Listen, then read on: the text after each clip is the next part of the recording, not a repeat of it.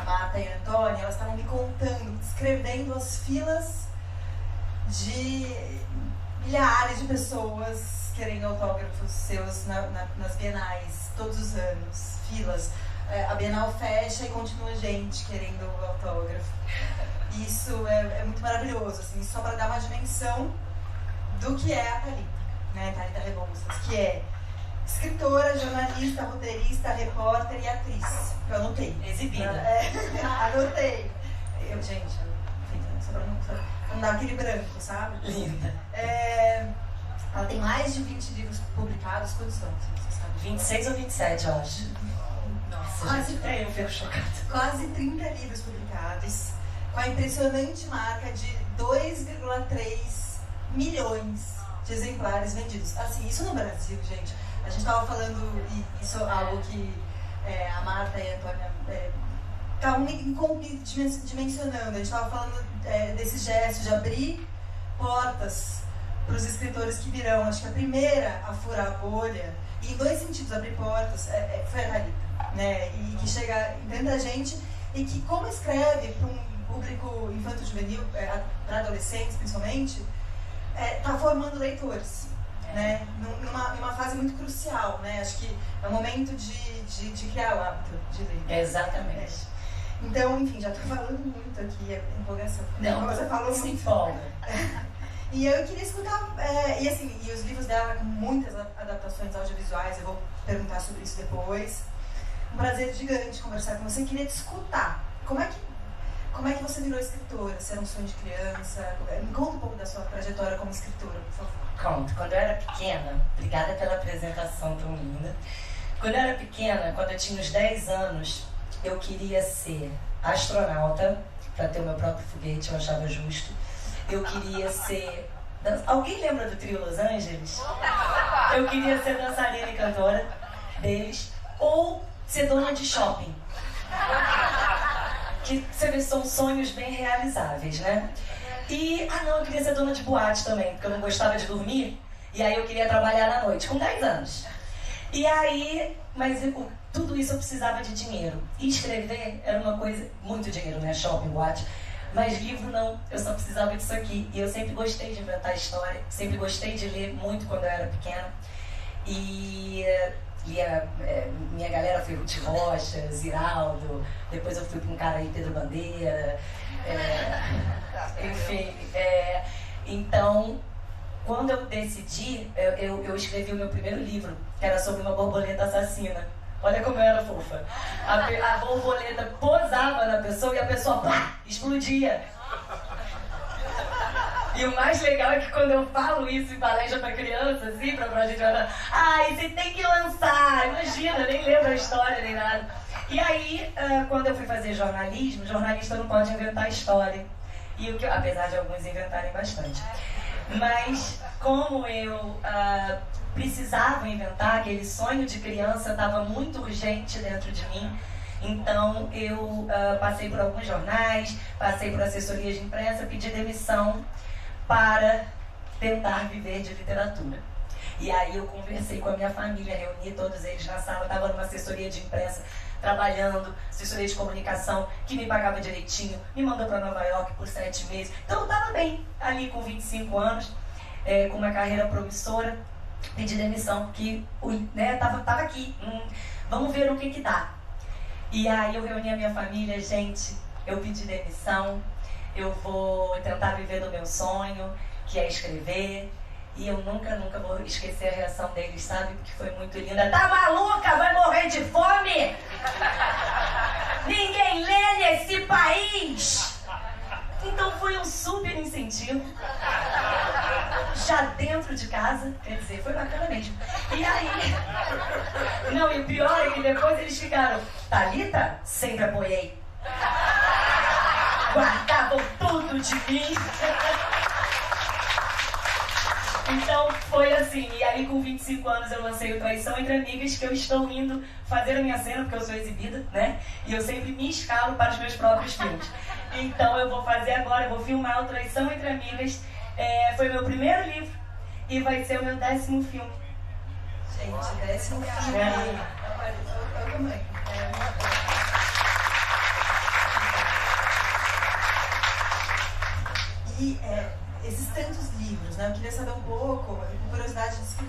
como é a sua rotina de escrita. Assim, porque teve, por exemplo, em 2014, eu acho que você lançou 3 livros. Eu sou bem louca, Natália. 3 livros. Como você consegue? Como você escreve? Como você escreve ao mesmo tempo? Pois é, não consigo. Não consigo. E agora que eu me meti a virar roteirista, é pior ainda, porque o livro é um processo extremamente solitário, o roteiro é um processo com everybody, todo mundo mete o pé dele ali. Então, são duas coisas que eu não consigo realmente fazer ao mesmo tempo, é outra chave, sabe? Mas eu tento escrever todo dia. Ontem você falou uma coisa muito legal de escrever para não publicar. Eu achei tão lindo isso, eu nunca pensei isso, eu quero fazer isso, vou te imitar. Achei tão bacana fazer, porque eu sempre estou pensando, né? Em publicar, em escrever e papapá. Então a minha rotina é até meio-dia eu não faço nada, só cuido de mim, badadadadá.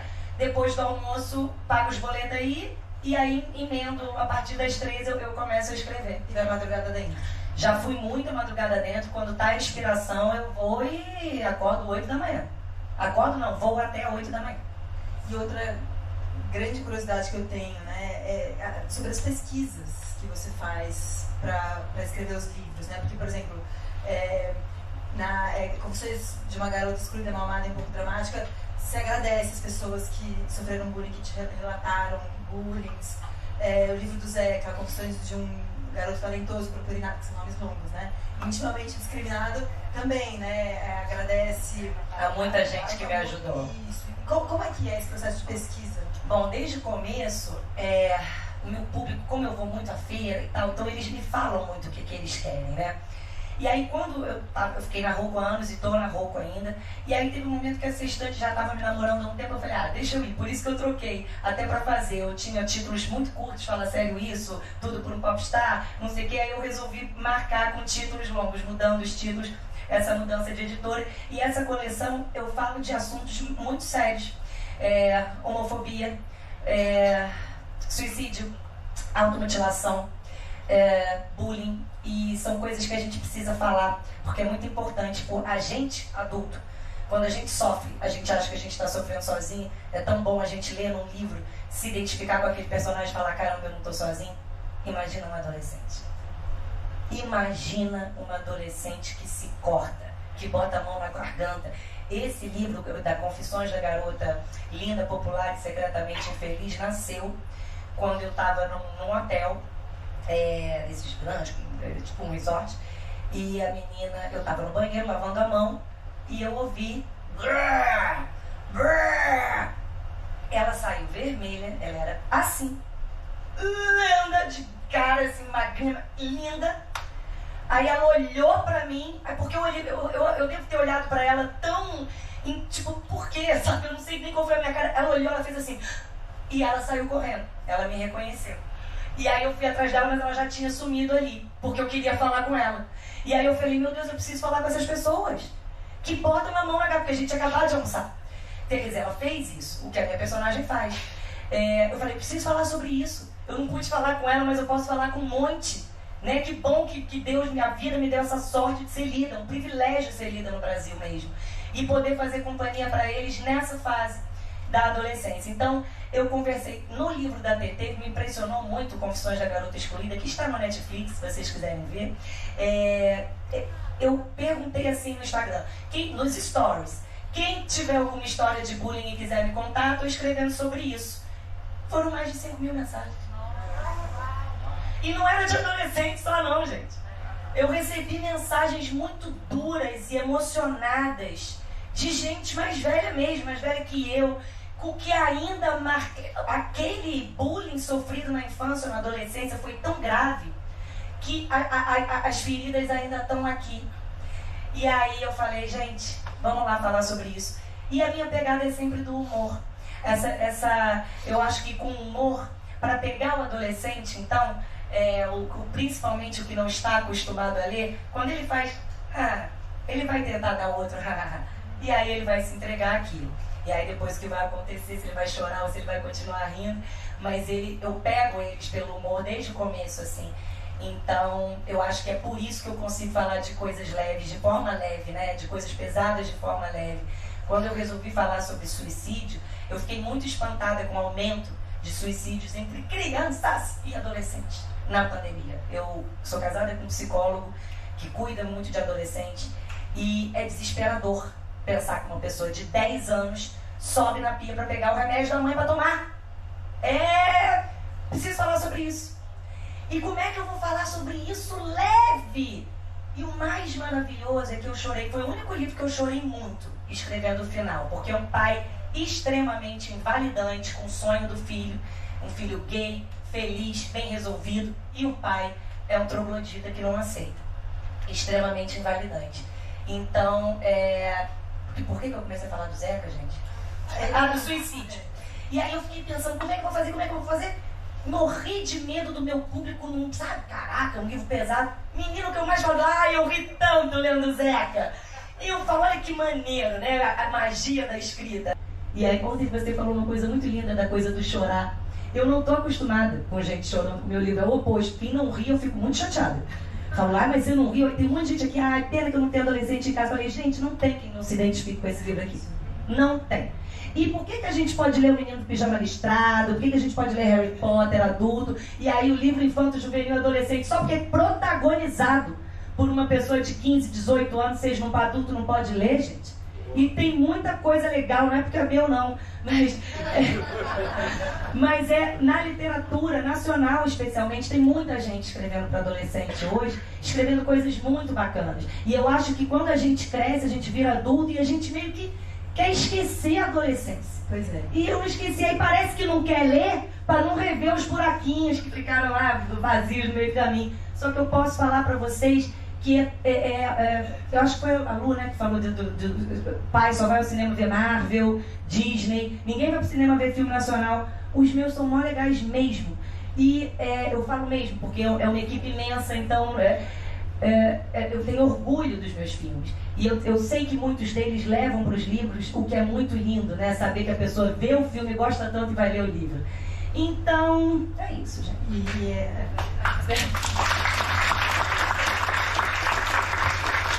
Eu queria completar dizendo que tem coisas que mudam, a gente amadurece, mas tem coisas que não mudam. É isso, e eu acho muito adulto que lê meu livro, muitas meninas que cresceram comigo, que hoje estão com 26, 30, 31, elas leem e elas continuam me lendo. A minha filha é a coisa mais linda, gente. Tem criança de 6 que eu falo, por que você está lendo esse livro? Não é para sua idade não, cadê sua mãe? E porque me conhecem pelo filme.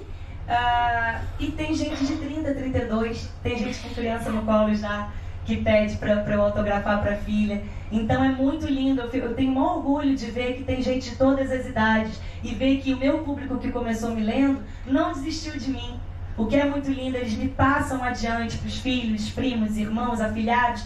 Então é muito lindo ver isso. Eu acho que eu criei uma relação com o meu leitor que é de acolhimento. Eu acolho eles e eles me acolhem. Então, eles me indicam, me dão de presente. Falam, eu tenho festa temática. As pessoas fazem festa temática com os meus livros. Em vez de fazer Disney, Minnie, Mickey, quem são eles? Fazem isso aqui, autora nacional, a festa toda de TT, a festa toda de Fala Sério. O brinde é miniatura de livro, o brinde é livro de presente. É lindo isso, gente. Eu sou escritora, cara. É muito louco, sabe? É muito lindo. Eu tenho aquelas cartas quilométricas que elas me dão e que eu falo, gente, eu só vi isso para jogador de futebol e ator da Malhação, assim. Eu nunca tinha visto, assim, eu volto das minhas turnês com bicho de pelúcia, com carta, e cartas que eu guardo para toda vez que eu tiver algum tipinho de tristeza ou de insegurança com a minha carreira, eu vou lá e leio aquelas cartinhas para entender o quanto eu mudei a vida daquela menina, o quanto aquela menina sentiu. Teve uma menina aqui em Manaus que eu vim, ela tem paralisia cerebral, ela anda com dificuldade e eu até postei isso no meu Instagram, ela falando, e ela veio me abraçar, e aí ela falou, com os seus livros eu aprendi que eu não preciso me encaixar em lugar nenhum. Aqui, não é lindo?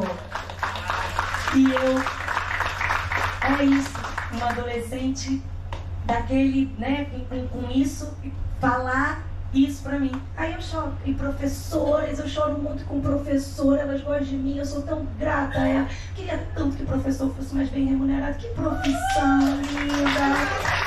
Que profissão linda!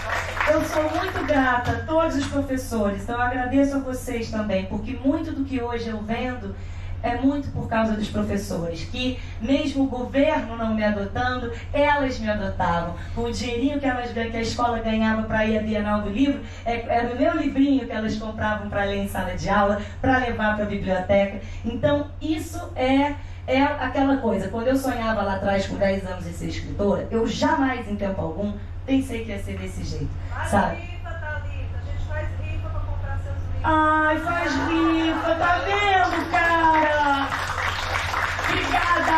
Obrigada. E Thalita, agora você, que passou a vida quase toda escrevendo para adolescente, para criança, para adulto, né? Agora você está escrevendo sobre envelhecer. Aí eu tô. Porque eu tô na menopausa. Essa alegria na vida de toda mulher. Então, eu comecei, as coisas começaram a vir em rima na minha cabeça, eu não sei por quê. Ah, não, eu sei. Porque me pediram um audiolivro. Pra eu escrever um livro inédito. Eu falei, não, gente, eu já tô fazendo tanta coisa, vou escrever um livro inédito só pra ler, quer não. E aí, a partir dessa decepção, eu comecei a fazer os meus roteiros. Fiz todos até aqui, ou supervisiono, ou faço junto, dependendo do livro. E agora, como a vida é muito bacana e o mundo dá voltas, compraram os direitos de Uma Fada Veio me visitar de novo. E em outubro, num cinema perto de vocês, Xuxa será a minha fada. Agora eu queria falar eu tenho duas perguntas sobre falar sério. Oba! Eu vou te deixar aqui pra gente... Vamos começar lendo e depois eu faço as perguntas? Vamos! Eu adoro essa aqui, a gente vai ler. Porque o nome da mãe é Ângela Cristina. E o nome dos filhos é duplo. Mário Márcio, Maria de Lourdes. Pra dar bronca me falaram que é muito bom.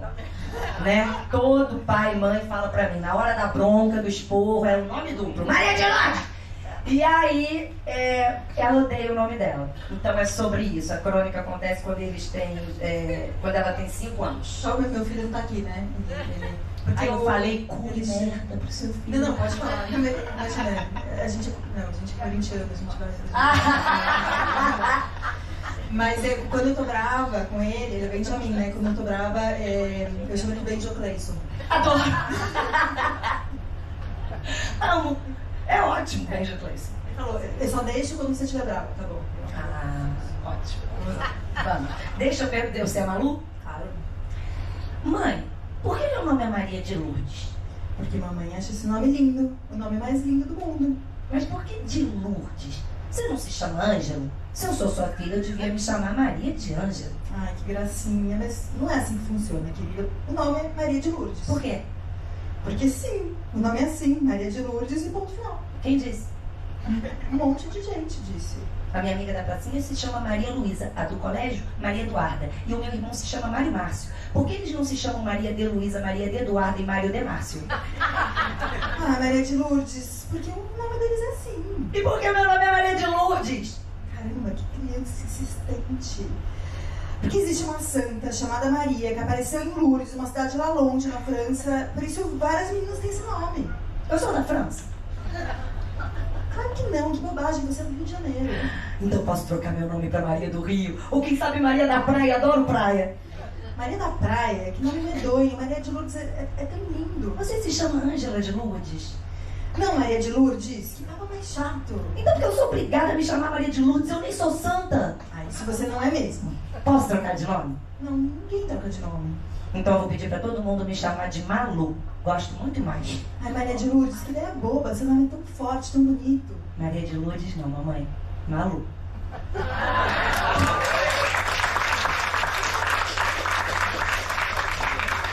E esse livro é uma graça. Ele é todo dividido em tempos, né? Os capítulos são tempos. Na barriga, 5 meses, 1 ano, 2 anos. Primeiro narrado pela mãe. Começa na barriga da mãe. A mãe narra até o primeiro beijo da Maria de Lourdes. Aí quando ela entende que a filha já tem maturidade para beijar, agora ela vai contar a nossa história daqui para frente. E foi a primeira vez, né, que eu, sei lá, aconteceu a minha história. Eu sou muito grata a esse livro. E eu queria fazer duas perguntas sobre ele. Primeiro, que essa edição de junho de 2022, ela foi revista por você. Foi. Me fala um pouco sobre isso, né? Você fala que ideias que antes hoje você não colocaria, você teve a chance de revisar. Eu tive a chance de revisar, né? Porque até agora a gente anda falando de tanta coisa e isso é tão produtivo, né? A gente está num momento que eu acho de evolução do ser humano, da sociedade. Então, quando falaram, vamos fazer uma revisão, que a gente vai lançar com essa capa nova maravilhosa, que se vocês comprarem ali na lojinha tem, eu falei, vamos chamar pessoas, porque se eu posso ofender alguém com coisas que eu escrevi, vamos lá, o que eu posso fazer para amenizar? Outras coisas não. Tipo programa de índio, que era uma coisa que a gente falava com coisa ruim, programa ruim, porque programa de índio é programa ruim, é uma maneirão dançar aí pelado na selva. Então, assim, eu sinceramente, esse tipo de coisa, eu tirei. Agora, outras coisas, me falaram, essa mãe tá muito gordofóbica. Eu falei, ela tem que ser gordofóbica.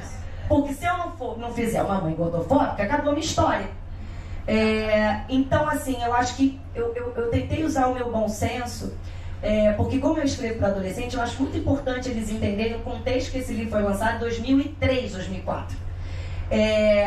Então, apesar da história ser muito atual e poder acontecer com todo mundo, e isso poderia passar batido por muita gente, pode não passar, né? Coisas racistas que a gente, né, escrevia e falava, né, fazia nas coxas, não se fala mais, não se pode, é uma coisa horrorosa. Então é isso, esse tipo de ajuste eu acho que vale a pena. E outros muitos eu não fiz e não concordei com as leituras sensíveis, justamente por achar que eu tinha que achar um equilíbrio entre mudar para não ofender e não mudar para mostrar como era antes, porque eu acho muito importante isso. Muito importante. E outra pergunta sobre esse livro, né, que fala da relação entre uma mãe e uma filha. E eu quando eu estava pesquisando sobre você pesquisar, apareceu, Thalita tem filhos? Por que Thalita não tem filhos? E aí eu falei assim, gente, que coisa, né? E isso é uma questão que ela, sabe quando você Thalita Rebouças, filhos. Não, é muito engraçado, durante muitos anos era assim, Thalita Rebouças que não tem filhos, lança o 10º livro. Thalita Rebouças que não é mãe, lança novo filme.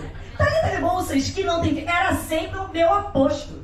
Eu falava, gente, ser não mãe me define? Por quê? Eu optei por não ser mãe.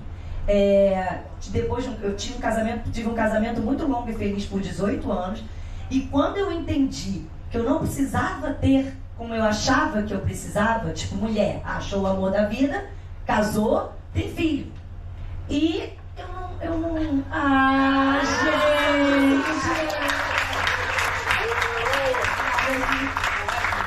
Meu amor! Já esqueci que eu tava falando, tô emocionada. Ai, gente, um brinde. Aí, o que eu tava falando agora? Me perdi. Então, aí eu decidi. Aliás, depois eu posso ler uma riminha? Um poema que a Elisa.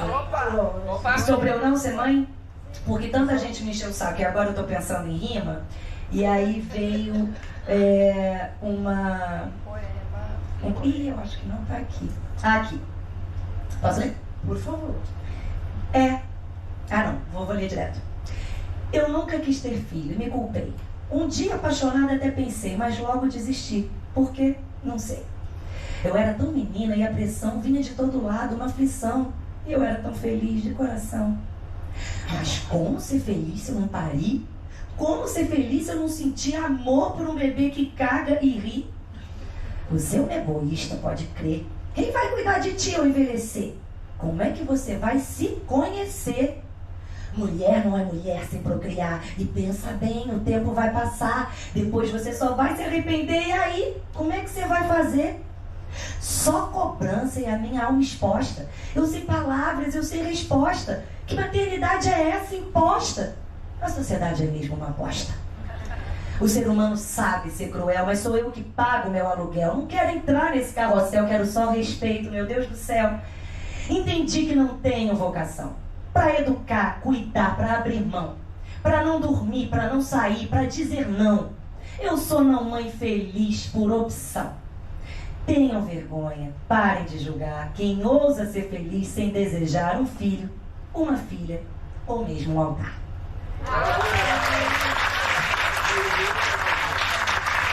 É isso é a resposta para todos os jornalistas que já escreveram. Obrigada. Muito bom. E a sua relação com a sua mãe? Ela tá nesse livro? Super, essa relação com a minha mãe. Eu fui criada pela minha avó mais, e a minha avó era mais essa pessoa. Então, mais dos fala sério é o que menos tem coisa minha. Eu acho que o que mais tem coisa minha, curiosamente, é o fala sério professor. Que eu amo tanto. Ali tem um monte de professor mesmo. Aqui tem um monte de história inventada, mas é óbvio que a minha mãe, a minha avó e a outra avó me inspiraram muito. Aqui tem as mulheres da minha família, tá tudo aqui. Mas isso é uma coisa que as pessoas te perguntam se é autobiográfico, se... Todo mundo do começo achava que eu era Malu. E aí eu acho que nós somos todos os personagens que a gente inventa. Eu tenho certeza que a Ângela Cristina tem um pouco de mim, a Maria de Luz tem um pouco de mim, o Mário Márcio tem um pouco de mim, a Tetê tem um pouco de mim. Eu fui essa criança que me achava um ET quando eu me olhava no espelho. Eu me via com a canela fina, a cabeça grande, o passo. Eu me achava o ET do Spielberg. Mesmo. Então, por isso, eu precisei fazer esse livro também, para falar que a gente se olha no espelho. Eu lembro quando eu postei uma foto minha, quando eu tinha 18 anos, numa praia em Trancoso, tão novinha, gente. E foi tão maneiro, porque eu consegui entender como a gente pira, né? Como é louca a nossa cabeça. Eu me achava horrorosa. E quando eu vi aquela foto, eu falei, meu Deus, como eu era bonitinha, cara. E é tão bonito pensar isso e poder falar para as pessoas que estão naquela idade de 18 anos se odiando, vai passar, sabe? Então é por isso, eu acho que eu escrevo para isso, sabe? Para poder falar para os adolescentes, vai passar, cara, e a gente tá junto. E aí as pessoas me perguntam muito, como é que você não é mãe e fala tão bem com o adolescente? Eu acho que tem muito, justamente porque eu não sou mãe, eu acho que eu falo muito com o adolescente. Porque nas minhas entrelinhas, não tem... Peraí que eu dei uma porrada aqui, gente. Nas entrelinhas, não tem nenhum tipo de maternagem, tipo, ó, não esquece casaco, não bebe nada que te oferecerem, não fuma cocaína, não cheira maconha, não fuma cocaína, não cheira maconha. Que tem isso no livro aqui também. Então, assim, eu esqueci o que eu tava falando. Você é adolescente, né? Então... Continuar sendo. É isso, sabe? É isso, de poder falar para eles, você não está sozinho. E eu entendo você sem olhar para você querendo cuidar de você. Eu quero ser sua parceira, eu quero te ajudar. Vão encontrar o que a gente escreveu na nossa solidão, porque é uma carreira solitária, né? Então eu até estava falando, foi para você, Carla, que eu falei que eu termino o roteiro, eu preciso escrever um livro. E aí você falou ontem de jorro, que eu achei bem mais bonito do que eu falo, que é vômito. Eu falo, ó, dei uma vomitada agora, que for 20 páginas, assim. Então é isso, eu também sou rápida. Você falou que eu escrevo bem rápido. E é isso, as pesquisas são feitas dessa forma, via internet e via tardes de autógrafo, que elas me contam coisinhas assim no ouvido e que é muito bom. Aí, já que você falou do Zeca, vamos falar do Zeca, né? Que realmente aborda com muito humor, leveza, uma leitura deliciosa, encantadora. Temas não só suicídio, TDAH, homofobia, acho que é muito... isso que você fala de chorar, dá pra ver. Que bom. Fica a marca no livro. Assim. Eu vou ler 2 trechinhos. Claro. Do Zeca, só pra vocês verem como ela... E foi muito difícil pra mim, porque todos os pais e mães da minha obra são maneiros, quer dizer, meio louquinhos e tal, mas maneirões. E esse é um pai extremamente duro. E a mãe anterior da Valentina, que é o da garota linda e popular, era muito, muito ruim. Ela que induzia a filha a não gostar do que via e acabar metendo a mão, o dedo na garganta para vomitar. Então, a gente tem que tomar cuidado. Cada vez mais eu quero falar com humor e leveza sobre famílias tóxicas, pais tóxicos, O meu marido fala uma coisa que eu adoro. A gente sempre quer a validação dos pais, né? Por mais esse menino, ele passa esse livro atrás da validação do pai. Esse menino, ele brilha. Ele consegue, com o talento dele, fazer uma coisa inédita, brilhar na internet. E o pai é incapaz de uma palavra de apoio. E foi muito difícil escrever um pai assim, porque muitos pais vêm falar pra mim: eu era igual àquele pai e não sabia. Eu era igual àquela mãe, eu não sabia o mal que eu estava fazendo. Porque às vezes o pai e a mãe estão ali tentando acertar, né? Pai e mãe, então, mas às vezes eles botam nos filhos essa pressão. E essa frase que o Renato fala, que eu acho excelente: a gente vê o filme 1000 vezes e o final não muda. Por que com os pais a gente vai sempre atrás para levar porrada e o filme não vai mudar o fim? E ele entende isso. E eu acho que, pra mim, bom, eu não posso falar no final, porque eu quero que todo mundo leia, tá? Então, assim, o final desse livro é muito importante pra mim. É muito impactante, muito, nossa, intenso. Muito. Ó, falando disso que você falou agora, Thalita, vou ler esse trechinho. Zeca, que é o narrador, Zeca 1000% exausto, molde homem. Meu Deus, como era difícil. E era toda vez, tudo sempre igual. Eu tentava falar mais grosso quando ele estava por perto, tentava não gesticular muito, escolhia a dedo as palavras. Apesar dos seus consecutivos ataques de raiva absolutamente gratuitos, eu, inconscientemente, fazia tudo o que estava ao alcance para agradar meu pai. Ou pelo menos para não decepcioná-lo. Ou quem sabe, só para me proteger de outro ataque. Mas como deu para perceber, nada disso adiantava com ele. As ofensas viriam sempre, independentemente de mim ou de qualquer coisa que eu fizesse. Quando eu aprenderia isso de uma vez por todas? Ai, que legal. Gostei.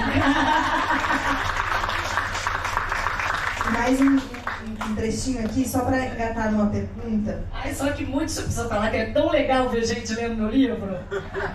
Eu acho tão linda a vozinha dela, tão suave. Amei.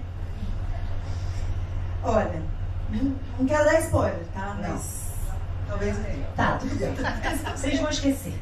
Tá todo mundo bebendo? É que é muito importante aqui, né? Eu quero pegar um gancho.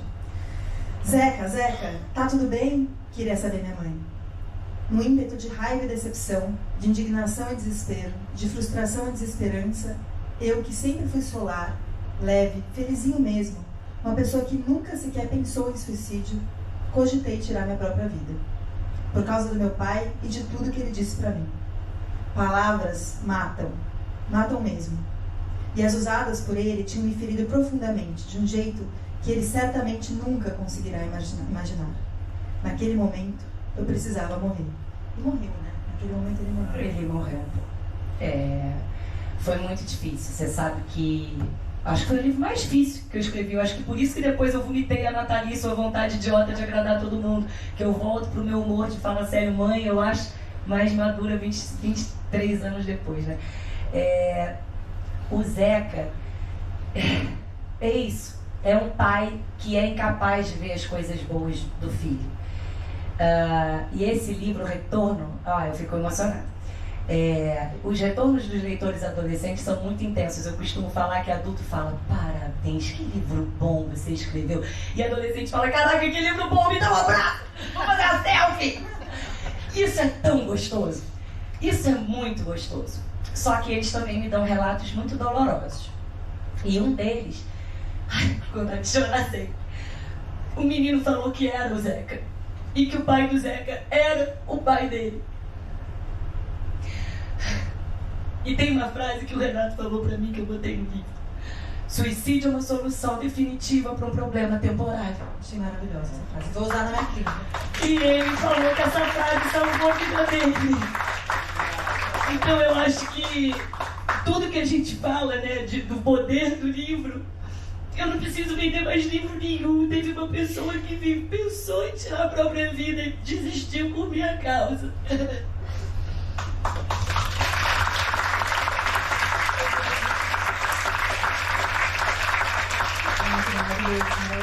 Você já respondeu a pergunta que era essa. As palavras matam, mas também fazem viver. É isso, e é isso, que bonito que você falou. Que bom que as minhas palavras fizeram ele viver.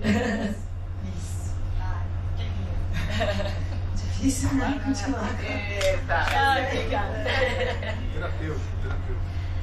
Gente, isso aqui é meio que quase um divórcio. Vocês perceberam, né? A gente de repente se só, ainda mais a gente com suquinho de uva. Suquinho de uva branca. Pois é, né? Pois é, amor. Você acha? Eu tô aqui. Tem uma hora pra vida, né? Bom, então vamos. Como a gente faz tempo? Só pra ver. Tá tranquilo? Tá, então tá bom. Então eu queria agora, mudando de assunto, se me contasse das adaptações audiovisuais, como é que é ver essas palavras viverem de um outro jeito, desse jeito? Já aconteceu alguma decepção? Já. Me conta das decepções. Vou contar pra Carla depois da mesa dela. Conta pra gente, se você puder. Claro! Primeira vez que eu vendi os direitos, desde que eu lancei em 2000, as pessoas falavam muito, você tem que fazer filme, você tem que fazer filme. Eu falava, eu também quero, mas como é que faz? Né? E só em 2009 compraram os direitos, primeira vez que compraram os direitos meus, e aí, graças a Deus, se empolgaram e compraram. Mas A Fada foi o primeiro, e é um livro que eu gosto muito, porque é meu único personagem fantástico, sabe?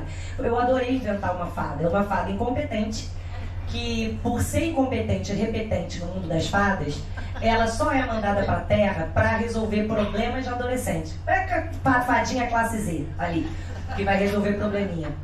E aí, é um livro que eu acho muito importante, não só pela personagem, mas é um livro sobre empatia. É um livro sem pirotecnia. A fada não precisa soltar fogos para fazer a coisa acontecer. E compraram os direitos da fada. Eu fiquei toda feliz, aí me deram o primeiro tratamento, porque o roteiro tem primeiro, segundo, terceiro, quarto, quinto tratamento, onde todo mundo mete o bedelho.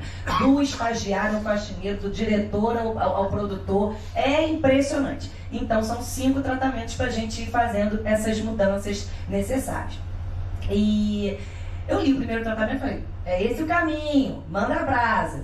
Quando veio o segundo tratamento, eu chorei. Quando eu acabei, eu chorei. Eu falei pra Carla, eu adoeci, de verdade. E aí, quando eu falei, olha, faz aí, se é esse o caminho que vocês vão seguir, só que, enfim, foi. E aí, pra mim, foi muito violento. Quem lê os meus livros sabe que eu não falo de escatologia, eu não falo de xixi, cocô, meleca, ninguém. E o trailer do meu filme era a fada tirando a varinha do cu, desculpa, cu, e cheirando. E isso era pra ser engraçado. E era minha fada! E trocaram o nome da minha fada! Porque a protagonista não achava tatu, de hortatulina, um nome bom. Aí deu, sei lá o nome da fada, nem lembro, você vê como eu gostei do filme. E aí, fizeram um filme absolutamente esquecível, porque você sai do cinema, você esquece aquela bobagem. Cheio de pirotecnia tosca, porque o Brasil não sabe fazer com chroma key direito. Então ficou uma bosta do começo ao fim.